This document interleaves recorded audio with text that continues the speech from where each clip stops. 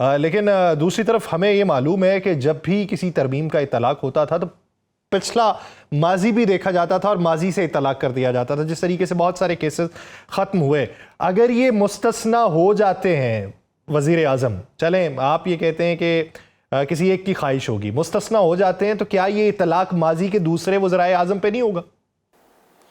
ہوگا۔ میں ایک بات عرض کر لوں نا، یہاں گڈگڈی ایک دوسرے کے ساتھ کھیلنے کی کوشش کی جا رہی ہے، اور گڈگڈی کس مقصد کے لیے؟ اپنی کرسی کی بقا کے لیے، اپنی اقتدار کی بقا اور استحکام کے لیے۔ کوئی آج اقتدار پر ہے، اقتدار کی ایوان میں، کوئی آج اختیار میں ہے، ارباب اختیار میں سے وہاں اس ایوان میں۔ ہر ایک آج کو اور مستقبل کو محفوظ کرنا چاہتے ہیں۔ ایک مستقبل میں حصول اقتدار کے لیے کمپرومائزڈ ہے، اور ایک آج کمپرومائزڈ ہے۔ اور یہ جو کچھ بھی ہو رہا ہے، یہ صرف اور صرف ذاتی مفاد، پارٹی مفاد، شخصی مفاد۔ آپ اندازہ لگائیے 26ویں ترمیم میں مجھے جواب دے قوم کو جواب دے آج کے حکمران جو 27ویں ترمیم کے لیے وہ زمین آسمان کو ایک دوسرے کے ساتھ قریب کر دیتے ہیں، کہ کل تک آپ کہتے رہے کہ آئینی بینچ تشکیل کرنے سے عدلیہ کا بہت بڑا فائدہ ہوگا، اور آج آپ ریورس کر رہے ہیں کہ نہیں، آئینی عدالت کی تشکیل سے بہت بڑا فائدہ ہوگا۔ تو کل آپ جھوٹ بول رہے تھے یا آج جھوٹ بول رہے ہیں؟ اس کا کیا مطلب؟ اس کا یہ مطلب کہ آپ یہ چاہتے ہیں کہ عدلیہ کو بلدیہ بنایا جائے، میونسپل کارپوریشن بنایا جائے، جس کی ٹرانسفر پوسٹنگ پر آپ کے خیال میں کون سا قومی مفاد ہے؟ اور آپ جو انگریز، ایک عرض اور کروں، آپ جو مجسٹریٹی قانون، مجسٹریٹ کا جو اختیارات آپ بحال کرنا چاہتے ہیں، جو انگریز کے زمانے کے اختیارات ہے، D C, commissioner, assistant commissioner, کیا مطلب؟ یعنی آپ اس کو اتنا مضبوط کرنا چاہتے ہیں، حالانکہ آئین تو یہ کہہ رہا ہے کہ یہ سیول اور عدلیہ یہ الگ میٹر ہے، ایک دوسرے کے اختیارات میں اس کی مداخلت نہیں ہوگی۔ آج آپ نے عدلیہ کے مقابلے میں سیول کو مضبوط کیا، اور جس نے کہ ہاں میں ہاں ملایا، اس کو آپ نے فوجداری کے مقدمات میں استثناء دے دیا۔ کہاں قومی اور ملکی مفاد؟ میں کیسے سپورٹ کروں اس کو؟ اچھا چلیں ایک چیز بتائیے، جب آپ 26ویں آئینی ترمیم آنے والی تھی، اس سے پہلے آپ کی پارٹی کے اندر یہ بات تھی کہ ہم بار بار ڈسے گئے ان سے، لیکن پھر مشاورت ملک کے وسیع تر مفاد میں بیٹھ کے کی گئی، اور اس میں آپ نے حمایت کا اعلان کیا، لیکن جو اس کی شکل نکلی وہ آپ کی مرضی اور منشا یا سفارشات کے مطابق نہیں تھی، اور آپ کو بہت بڑا دھچکا لگا کہ پھر آپ سے دغا کیا گیا۔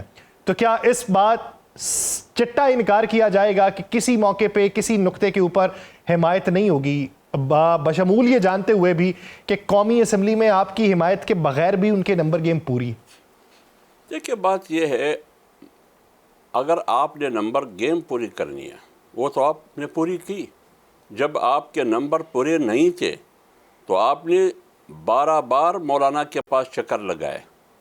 جب آپ نے سپریم کورٹ نے فیصلہ دیا، جس طریقے سے آپ نے اپنی اقلیت کو اور اکثریت میں اسمبلی میں ثابت کی، آج آپ کو قومی سیاسی قیادت کی ضرورت نہیں ہے۔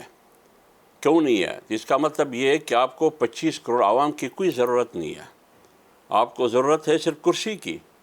جہاں تک 26ویں ترمیم میں، اس میں تو ہم نے جو کوشش کی، مولانا صاحب نے زیادہ سے زیادہ کوشش یہ کی، جس میں میں یعنی میری پارٹی جمعیت Ulema Islam, Peoples party, PMLN، یہ سارے آن بورڈ تھے، بشمول PTI کے مولانا صاحب کے ساتھ آن بورڈ تھے۔ یعنی 27ویں ترمیم کے مقابلے میں وہاں ایک وحدت کا مظاہرہ تمام پارٹیوں نے کیا۔ لیکن آج جو ترمیم آپ کرنے جا رہے ہیں، ایک آئینی ترمیم آپ کرنے جا رہے ہیں، اور اس میں بھی تصادم، ٹکراؤ اور وہ تنازع کا سبب بن رہا ہے۔ اور جو آئینی ترمیم آپ 73 کے متفقہ دستور میں آپ کر رہے ہیں اور وہ تنازع کا سبب بن رہا ہے، مجھے بتائیے کہ قوم اور ریاست کے درمیان اس سے اعتماد ختم ہو جائے گا، اس اعتماد برقرار رہے گی یا اس میں اضافہ ہوگا؟ اس سے تو اور تصادم اور ٹکراؤ پیدا ہوگی. ہر بچہ جانتا ہے کہ اس آئینی ترمیم کا فائدہ کس کو جا رہا ہے. یعنی جب اس کے مقاصد واضح ہو چکے ہیں اور اس میں اختلاف ہو رہا ہے تو پھر اس کا مستقبل جو ہے وہ ایک بہت بڑا سوالیہ نشان چھوڑتا ہے. یہ بتائیے، اطلاعات آپ کے بارے میں ہے کہ آپ ابھی کراچی پہنچے ہیں مولانا کے کہنے پہ. کراچی آمد نیک شگون ہی ہے، کسی نیک مقصد کے لیے پہنچے ہوئے ہیں؟ بسم اللہ الرحمن الرحیم. بہت شکریہ. دیکھیے، بنیادی طور پر تو میرا آنا کراچی یہ ہوتا رہتا ہے، اور آج جو میں کراچی پہنچا ہوں یہ میرا شیڈول ہے تقریباً 1.5-2 مہینوں سے. تو اتفاق سے کل مولانا صاحب بھی کراچی پہنچے. میرا شیڈول آج سے 1.5-2 مہینے پہلے تھا. تو اگر مولانا صاحب کراچی نہ آتے تو بھی میں کراچی آتا اگر میں زندہ رہتا. لیکن اتفاق سے مولانا صاحب کل کراچی پہنچے ہیں تو میں بھی اپنے شیڈول کے مطابق کراچی آیا ہوں. ٹھیک. تو سر، ترمیم کے حوالے سے جو میل ملاقاتیں ہیں، فیصل وافدہ صاحب سے ہونے والی ملاقات، اس کے اندر جو نکات رکھے گئے یا موضوع بحث تھا وہ نکتہ کیا تھا؟ اور جمعیت کے بارے میں آج یہ کہا جا رہا ہے کہ حکومت کی دعوت کے باوجود آپ لوگوں نے شرکت نہیں کی. کیا اس کے پیچھے کوئی ٹھوس موقف ہے؟ دیکھیں، جہاں تک فیصل واڈا کی بات ہے، وہ میرا دوست بھی ہے، بھائی بھی ہے، اور بار بار مجھے دعوت بھی دیا ہے کہ جب بھی آپ کراچی آ جائیں تو ضرور میرے کیا کہتے ہیں غریب خانے پہ حاضری دینا. انہوں نے بار بار کہا. کوشش کروں گا، اگر موقع ملا تو ان سے رابطہ کروں گا. تو انہوں نے اسی طرح مولانا صاحب کو بھی بار بار کہا تھا کہ جب بھی آپ کراچی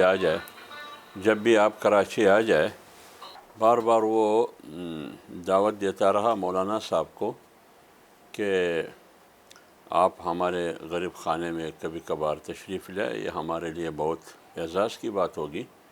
تو مولانا صاحب نے اس کے مطابق یہاں کراچی میں کہ دعوت پر وہاں گئے. پھر فیصل واڈا گزشتہ ادوار میں بھی مولانا صاحب کے گھر وہاں اسلام آباد آئے. ابھی ریسنٹلی 1 ہفتہ پہلے یا چند دن پہلے بھی آئے تھے. فیصل واڈا صاحب بھائی ہے، لیکن جس کا بھی نمائندہ ہے، جہاں بھی گھومتا پھرتا ہے زندہ باد.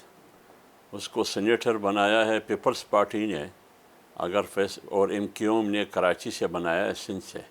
اگر آپ فیصل واڈا کے بارے میں سیاسی حوالے سے زیادہ تفصیل پوچھنا چاہتے ہیں تو یا کامران ٹسوری سے پوچھیے، یا پیپلز پارٹی کی بلاول صاحب اور آصف علی زرداری سے پوچھیے، یا محسن نقوی سے پوچھیے.